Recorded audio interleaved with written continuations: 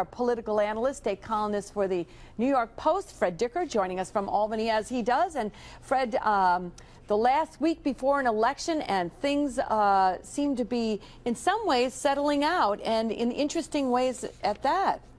Well, you know, the big question, Liz, has been whether New York would really mirror what we understand is going on nationally, and that's a big movement for the Republicans, with the possibility, the expectation, that the Republicans will take control of the U.S. Senate.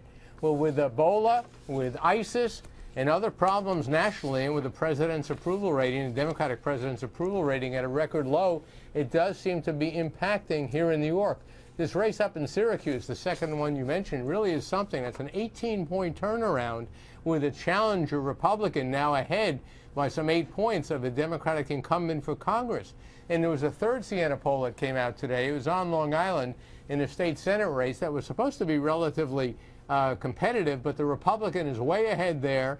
And also there, Rob Astorino has really narrowed a gap that he had with Governor Cuomo. So it looks like there's Republican surging going on around the state. This is good news for Astorino, good news for the Senate Republicans, I think, who it's been kind of iffy whether or not they'd be able to hold on to the numbers they have, or maybe even take the majority. I think it's looking better for them. And the general sense is Democrats aren't going to turn out in the numbers they normally do, and Republicans are well motivated to turn out, and we're seeing that in these polls. And do you think that this is actually a disapproval of status quo that we're seeing with these Republicans gaining like this?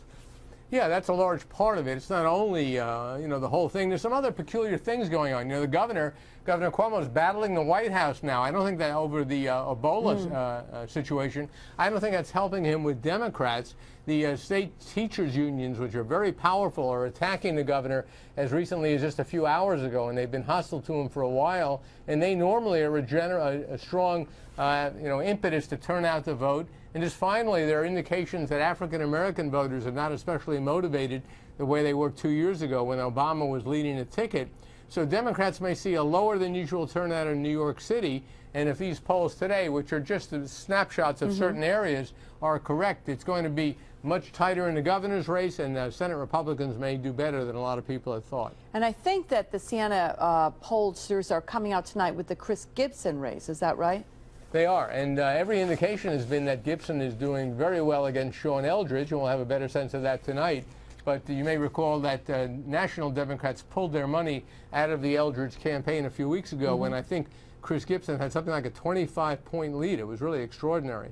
All right, we'll see where all that takes us. I'm sure we'll be talking about it tomorrow. So thank you for that for today. Sure. And Fred, of course, also on the radio live from the state capitol every weekday morning, 10 to 11 on Talk 1300 AM.